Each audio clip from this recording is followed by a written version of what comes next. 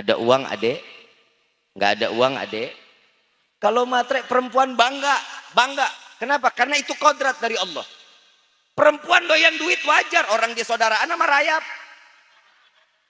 Rayap yang suka duit siapa? Rayap sama manusia perempuan.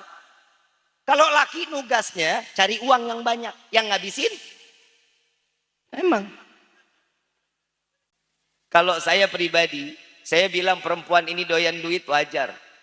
Jangan apa kalau dibilang jangan tersinggung. Saya mau tanya, ini orang Cieri. Doyan duit nggak perempuannya?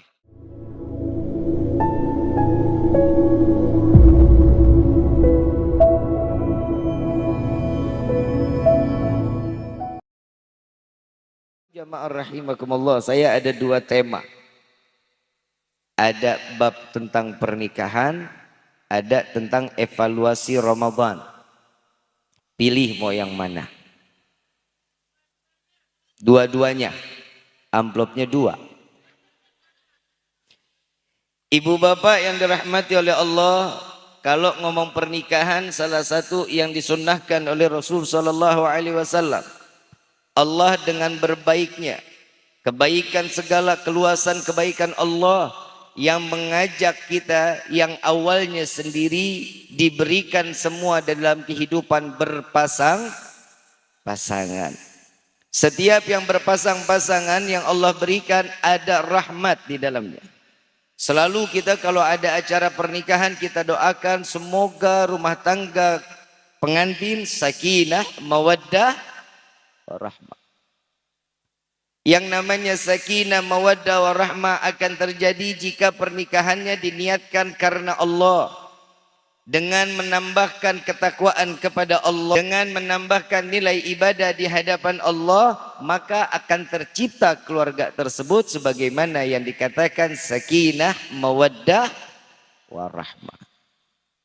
Di dalam kitab, salah satu kitab Duratun Nasihin, di situ dijelaskan bahwasanya di dalam kitab pernikahan itu banyak ada perjalinan yang dianjurkan oleh Rasulullah sallallahu alaihi wasallam.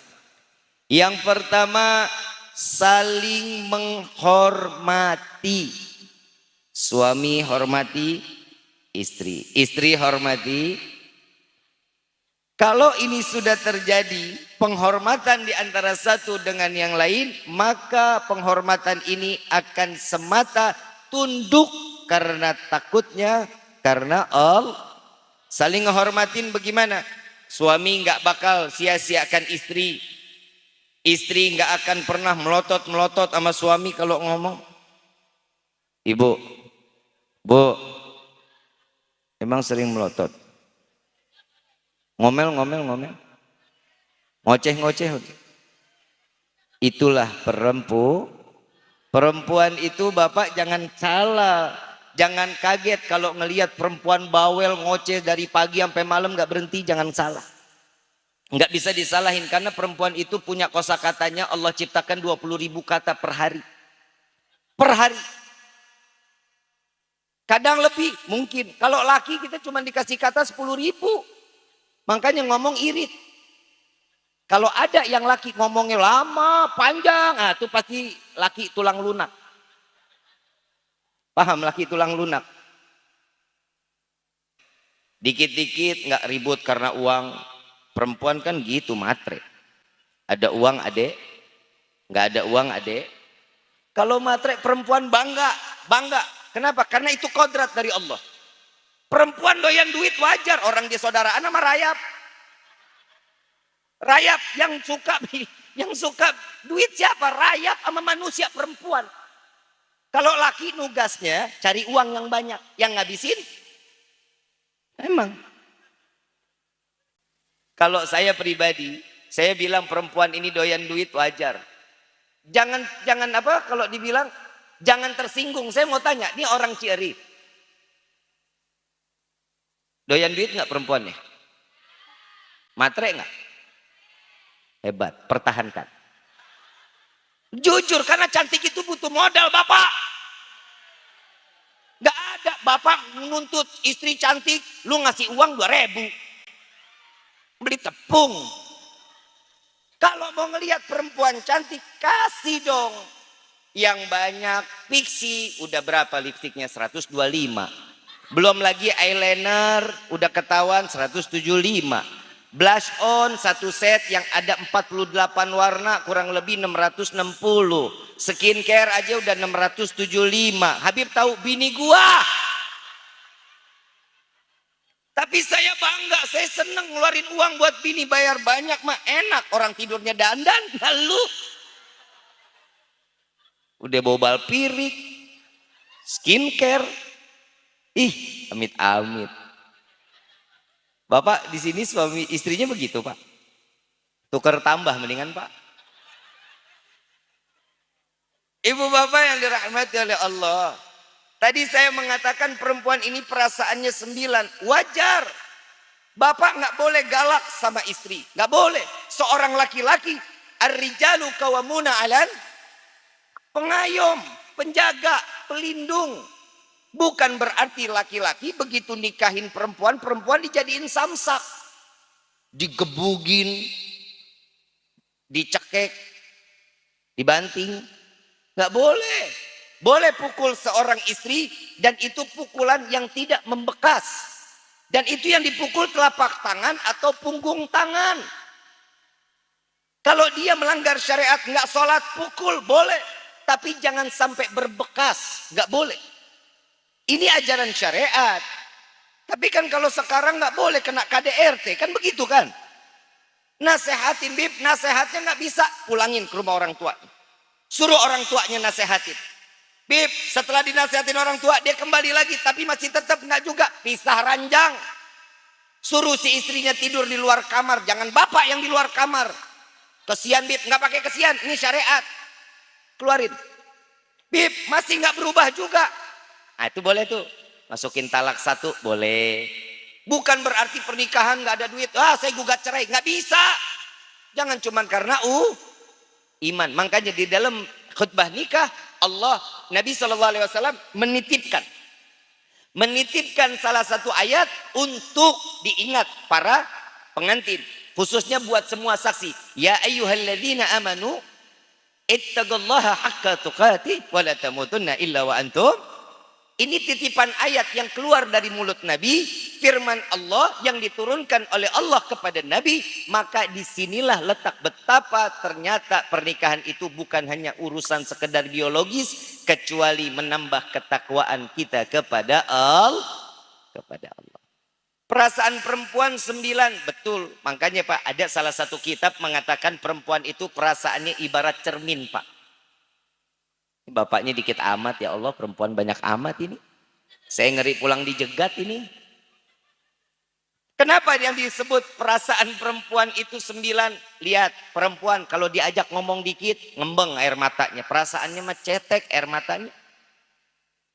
Sampai Nabi SAW mengatakan, jaga perasaan setiap perempuan yang ada di rumah kalian. Tuh hati-hati. Ibu bapak yang dirahmati oleh Allah. Banyak pelajaran yang diajarkan oleh Rasulullah. Perempuan ini ibadah kuat, Pak. Laki kalah. Sampai ada satu perempuan datang kepada Nabi. Ya Rasulullah, kenapa jihad fisabilillah diwajibkan hanya untuk laki-laki? Kenapa sholat Jumat diwajibkan untuk laki-laki? Sedangkan kami perempuan ini sanggup untuk menjalankannya. Kenapa kami tidak diberikan kewajiban tersebut? Nabi jawab, wahai para sahabatku, dengarkan pertanyaan wanita ini. Sesungguhnya apa yang dia katakan, ini akan aku jawab, dan jawaban ini tolong sampaikan kepada wanita yang ada di dunia ini. Perempuan, seorang istri, paling gampang masuk ke dalam surganya Allah. Apa kata Nabi? Wahai wanita, engkau tidak perlu jihad fisabilillah, engkau nggak perlu sholat Jumat. Cukup jaga suami, urusan suami, urusan rumah tangga, jaga kehormatan suami, sama sebagaimana kalian mendapatkan pahala jihad fisabilillah dan menjalankan sholat wajib sholat Jumat. Pahalanya sama. Ada satu lagi, ibu nyuci baju suami nggak? Bu, nyuci. Ada kabar gembira tuh. Jika seorang istri mencucikan pakaian seorang suami, Allah hapuskan 1000 kejelekan pada dirinya. Amin. Amin. Alah, amin aja kudu disuruh. Yang kedua, orang yang seorang istri mencucikan pakaian suami, 1000 kebaikan diberikan oleh Allah. 1000 derajat diangkat oleh Allah. Saat dia sedang mencuci atau dia menjemur, segitunya terkena paparan matahari. Makhluk Allah yang terkena paparan matahari di jam tersebut, di waktu dia sedang menjemur, itu akan makhluk-makhluk Allah beristighfar kepada Allah agar dosa istri tersebut diampuni oleh Allah. Tapi masalahnya Pak, yang diangkat derajatnya gak kita Pak. Yang diangkat derajatnya Changhong, Samsung, LG. Mesin cuci. Lihat mesin cuci tiap tahun ngangkat nggak harganya? Naik terus. Kenapa dia angkat derajatnya? Karena nyuciin baju suami. Bu, cucinya kucek dulu pakai tangan. Kenapa? Di situ ada keberkahannya. Nih pulang nih, lagi di jalan, tarik baju bapak sini, aing tak cuci.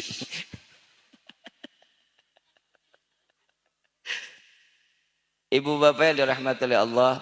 Oh, ini pengantinnya. Udah makan? Udah makan, Chef? Enak ya? Enak. Dari tadi gue datang, Chef, boro-boro dikawarin makan gua.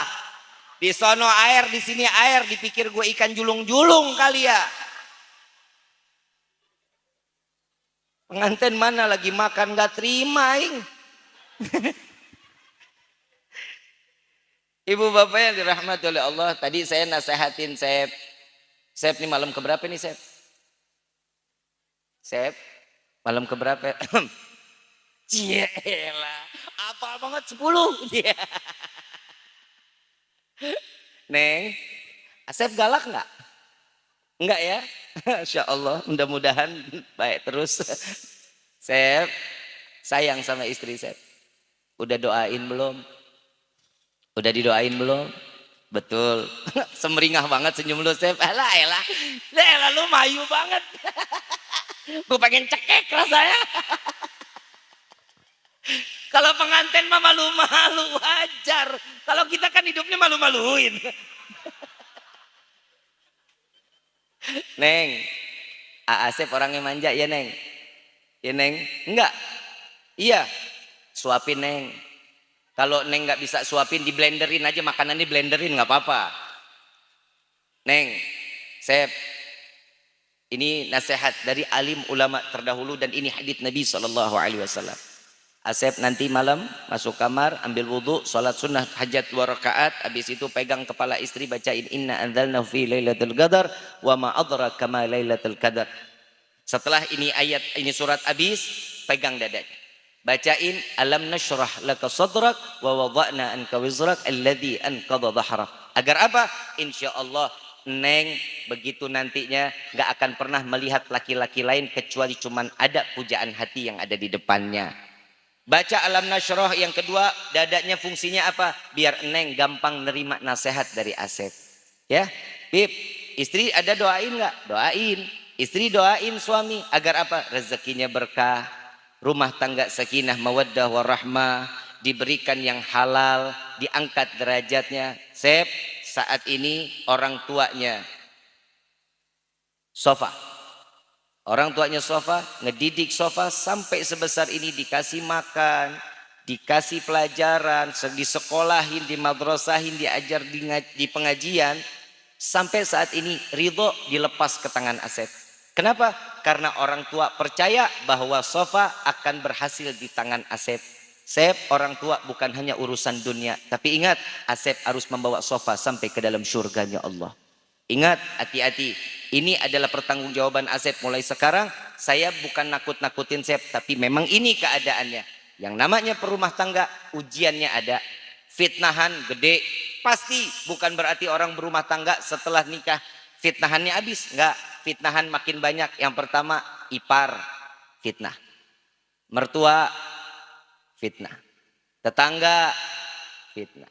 Anak, suami, istri, ini adalah fitnahan-fitnahan baru.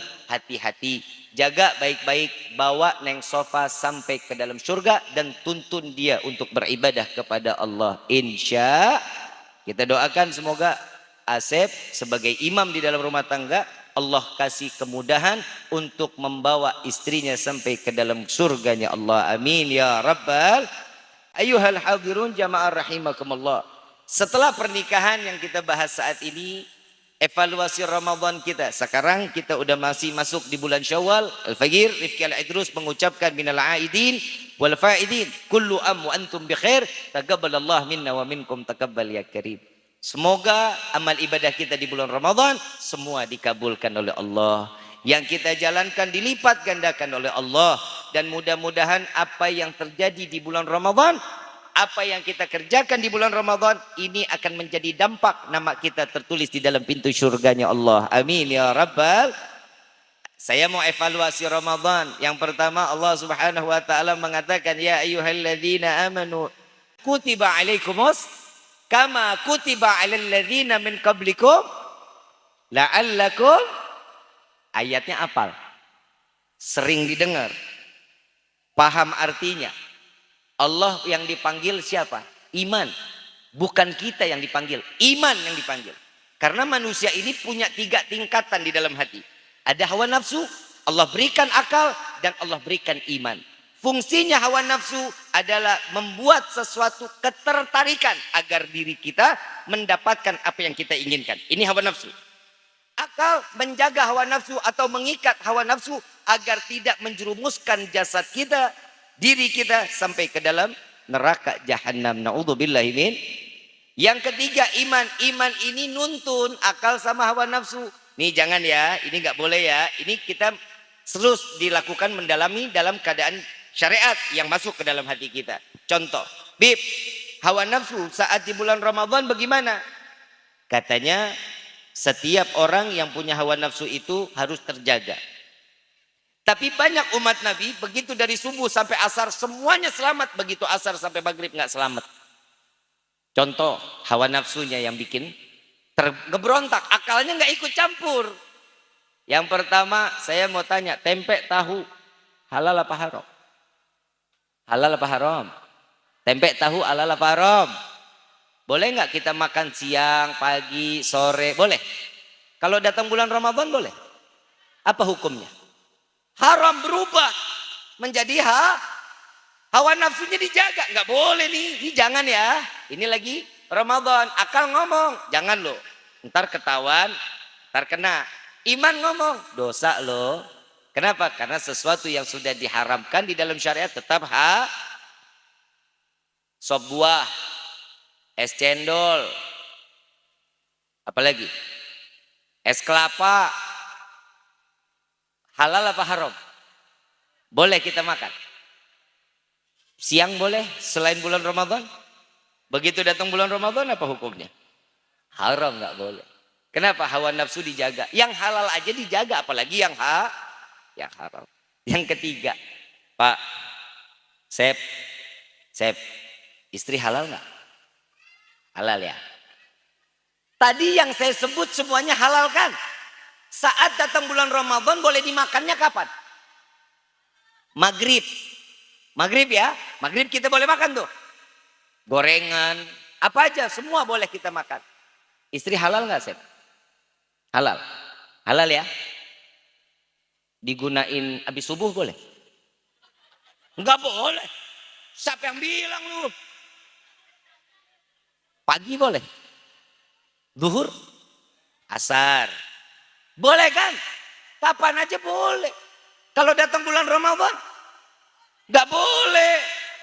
Apa hukumnya? Haram, bolehnya kapan? Habis terawih, maghrib aja lu Sep lu. Emang lu ada buka puasa nyicip langsung ngomprok bini lu? Untung bukan Ramadan kemarin. Dikebuk sama bininya.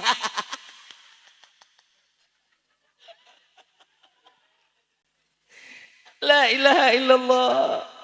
Habis terawih ya Sep. Lu jangan maghrib. Bak maghrib korma sama teh manis.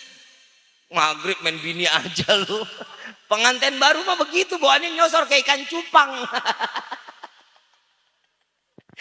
Ibu bapak yang dirahmati oleh Allah, kenapa ini semua dilakukan untuk umat Rasul? Karena Allah ingin membanggakan umat Rasulullah di hadapan para anbiya dan rasul. Nabi Musa pernah ngomong sama Allah, ya Allah, saya Musa, badannya gede, saya puasa setiap hari, ibadah saya insya Allah saya jalankan, berarti pahala saya besar. Apa jawaban Allah? Belum seberapa wahai Musa. Ada setelah zamanmu, di akhir zaman ada orangnya kecil-kecil. Aku berikan 1 bulan Ramadan, dia berpuasa, dan dia berpuasa untukku, dan aku yang turun langsung memberikan kepadanya. Ya Allah, kok bisa? Apa manfaat Ramadan tersebut? Puasanya cuma 1 bulan. Di dalamnya ada rahmat, di dalamnya ada magfirah, di dalamnya ada itqun minan nar, dijauhkan dari siksa api neraka. Ya Allah, begitu sempurna umat di akhir zaman tersebut. Ya, umat siapa dia? Umat Nabi Muhammad Sallallahu Alaihi Wasallam. Kenapa? Karena Nabi menginginkan bahwa umatnya dikumpulkan di dalam surga bersama Rasulullah Sallallahu Alaihi Wasallam. Coba 11 bulan kita macam-macam. Begitu masuk 1 bulan Ramadan semuanya direm. Nggak boleh ini, nggak boleh itu, nggak boleh ini. Boleh, ada batasannya. Nabi Musa bilang, ya Allah, begitu istimewa umat Muhammad, maka jadikan Musa sebagaimana umat Nabi Muhammad Sallallahu Alaihi Wasallam. Nabi Musa ngiri pengen jadi umat Rasulullah Sallallahu Alaihi Wasallam. Nah kita yang udah jadi umat blow on, tahu blow on? Tahu? Kalau kata orang bahasa Sunda apa? Belegug. Apalagi? Nah, itu bahasa Jakarta tuh. Yang namanya kita udah dikasih 1 bulan Ramadan, luar biasa. Dosanya diampuni, nafasnya dihitung, dzikir, muka puasa keberkahannya besar, sahur ada keberkahannya sampai ketemu maghrib. Ini ada. Tapi memang kita ini diajarin di madrasah Ramadan banyak bolongnya lah. Asar udah benar kita rapi. Begitu asar keluarin motor. Kemana? Apa? Emang ada ajarannya? Itu sunnah siapa ngabuburit? Nabi dikhawatirin asar ketemu maghribnya hati-hati. Ada umat Nabi sengaja ngajak dia puasa sampai asar, begitu asar dia keluar. Ini Nabi udah warning, hati-hati. Kenapa? Banyak umatku merasa puasanya sudah betul, padahal dia hanya menahan lapar dan haus. Ini kata Nabi. Kenapa? Maaf, kenapa ada ngabuburit? Kenapa kita harus ngabuburit? Padahal itu adalah ladang dosa buat kita. Yang pertama, contoh. Ada musonif. Musonif beli motor. Turun dari dealer. Ujang lewat sama bininya. Boncengan. Istrinya bilang, Yang, lihat toh. Musonif motornya baru. Ujang ngomong, iya ya. Duit dari mana tuh? Jadi dosa. Lah biarin aja dia yang beli, apa lu yang repot? Manusia kan begitu, tetangga senang kita tempel koyo. Tetangga senang kita yang kejang-kejang. Ini manusia khawatir, kenapa? Ini yang dia takutkan oleh Rasul Sallallahu Alaihi Wasallam, umatnya Nabi, Ramadan sia-sia. Ada lagi satu namanya Ningsih. Ningsih beli emas dari mulai pegelangan tangan sampai sikut. Buat lebaran. Udah lu dengerin aja sih, ceritakan gue yang bikin. Namanya kan terserah, yang namanya pembicarakan bebas. Betul kan Pak Bupati ya? Pak Bupati juga begitu, kalau ngomong improv. Yang ada di buku ada, yang ada di surat ada, yang improv juga ada. Sekarang kan gue lagi ngimprov ini. Biar agak gedean dikit. Biar ada gedean bahasanya, maksudnya gitu Ustaz. Apa? Apa-apa. Ayuhal hadirun jamaah rahimakumullah. Ada Ningsih beli emas dari mulai pegelangan tangan sampai sikut.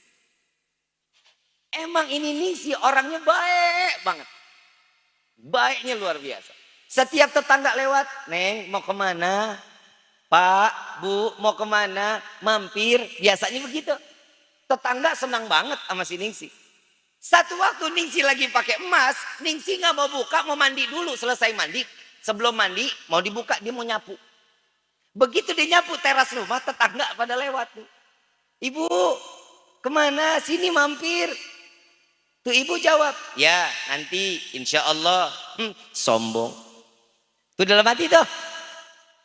Segala nyapu depan rumah, emas sampai sesikut begitu. Jadi dosa. Nabi udah ajarin Ramadan, asar sampai ketemu maghrib ada zikirnya. Ini penebusan buat kita. Asyhadu an la ilaha illallah, astaghfirullah, nas'alukal jannata wa na'udzubika. Allahumma innaka afun karim, tuhibbul afwa wa'fu anna. Ini kita minta, ya Allah, hamba bersaksi, saksikan di mana hamba yang saat ini sedang berpuasa.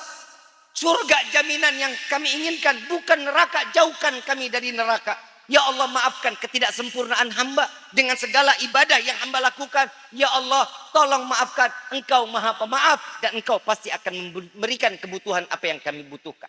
Ini kita udah ngomong sama Allah, tapi emang dasar kita nyebloon, ketemu cendol beli, ketemu kolak beli, ketemu apa aja beli, bala-bala. Semuanya kita beli. Biji salak, coba 11 bulan biji salak dibuang-buang. Gitu Ramadan, dicari tuh biji salak. Coba kita bisa lihat. Di sini adalah salah satunya. Coba lihat, kemubadziran itu adalah hawa nafsu. Hawa nafsu yang akan menjerumusin kita sampai kita ini tidak mendapatkan pahala yang besar di hadapan Allah Ramadannya. Diajarin juga sholat taraweh. Ada nggak? Ada nggak sholat taraweh? Musola dekat nggak di sini? Di sini nih, di Cieri ini, ada nggak yang kerja di luar kota? Banyak, banyak.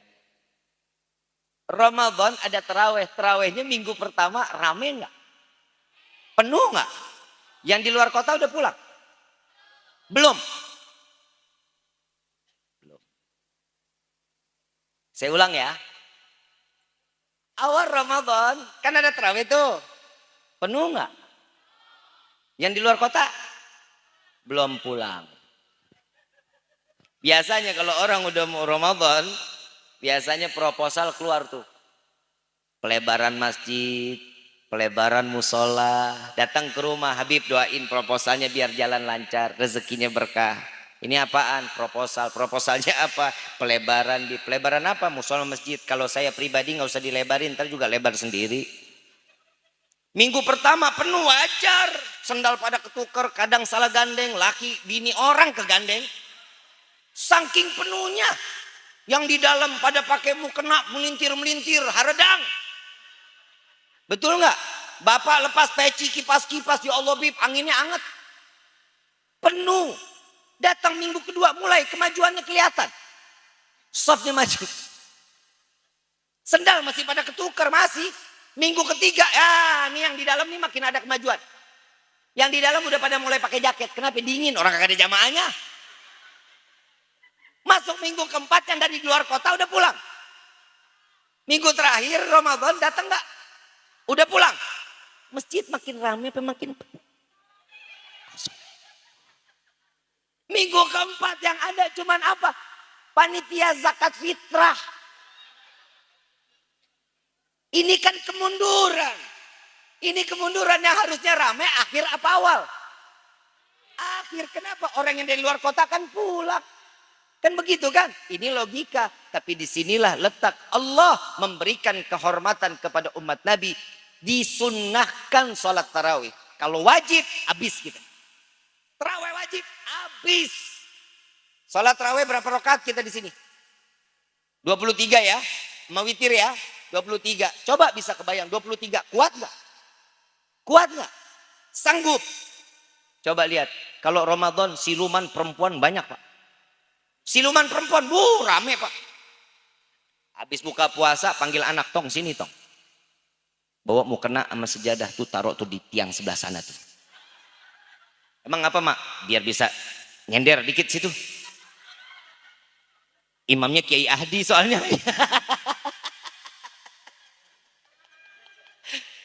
Kenapa? Lama. Ibu nggak boleh egois. Ibu bisa naruh mau kena sejadah duluan. Bapak mana bisa kain duluan. Gak boleh, ini yang namanya siluman Ramadan. Nah, tuh hati-hati. Kenapa? Kemalasannya timbul. Tuh hati-hati. Di Ramadan madrasah luar biasa buat kita. Menata hati. Menata setiap tingkah laku kita. Kenapa? Karena Ramadan ini Nabi SAW mengatakan celakalah, celakalah, celakalah. Sayyidina Umar berkata, apa yang membuat celaka ya Rasulullah? Celaka yang datangnya pada umatku tatkala datangnya Ramadan, namun setelah pergi Ramadan dosanya belum diampuni oleh Allah, celaka buat mereka. Ini hati-hati, mudah-mudahan semua dosa kita diampuni oleh Allah. Kita dikembalikan sebagaimana hari ini sebagai hari manusia yang dikembalikan dalam keadaan fitrah dan suci. Amin ya rabbal ayyuhal hadirun jamaah rahimakumullah. Mudah-mudahan apa yang disampaikan hari ini walaupun sedikit menjadi satu keberkahan ilmu buat kita semua, khususnya buat diri pribadi saya, teguran buat diri saya pribadi dan umumnya buat kita semua. Insya الفاتحة بالقبول والتمام بالوصول ومأمول وصل شأن ظاهرا وباتنا في الدين والدنيا والآخرة دافئة لكل شر جالبة لكل خلنا ولحبابنا ولوالدينا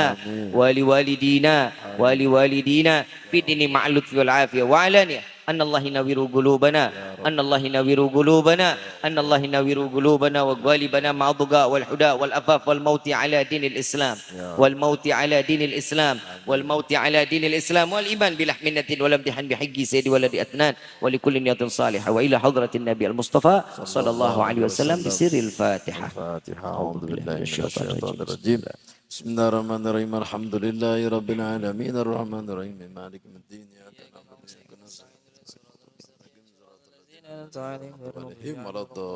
ربي فانفعنا ببركتهم واهدنا الحسنى بحرمتهم وعمدنا في طريقتهم والمعافين من الفتن يا ألب ألوي الشفاعة يا ألب ألوي الشفاعة يا ألب ألوي الشفاعة كل قربة تنجلي بكم بكل حل الولاية كل حاجة قضي كل حاجة قضي كل حاجة قضي درك يا أهل المدينة درك يا أهل المدينة درك يا أهل المدينة يا تريم عليها يا تريم عليها يا تريم عليها واعف عنا كريم واعف عنا رحيم يا فارج الحمد يا كاشف الغم يا من لأبدي يغفر ويرحم دعواهم سبحانك اللهم تحت في السلام وآخر دعوانا عن الحمد لله رب العالمين. Kan kita juga minta kepada Allah mudah-mudahan sahibul hajat beserta keluarga segala hajatnya dikabul oleh Allah. Amin ya rabbal alamin. Wal afu minkum. Wassalamualaikum warahmatullahi wabarakatuh. Waalaikumsalam.